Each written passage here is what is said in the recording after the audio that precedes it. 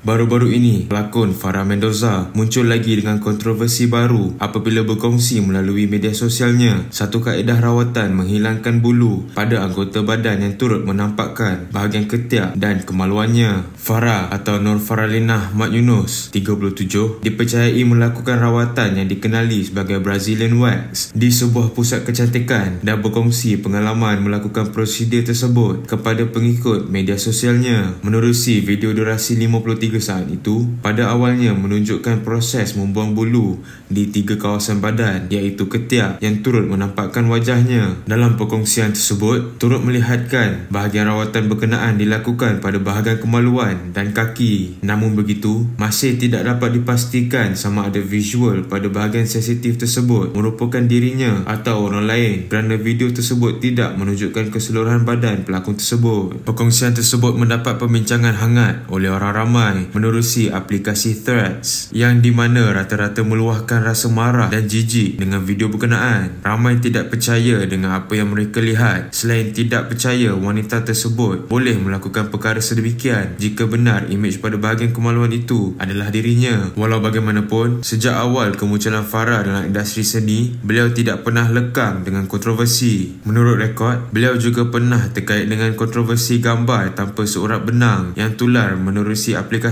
Telegram, namun tampil menafikan perkara tersebut. Jangan membuat sebarang spekulasi yang boleh mencetuskan kontroversi. Semoga Farah Mendoza dapat menyelesaikan kes ini dengan segera.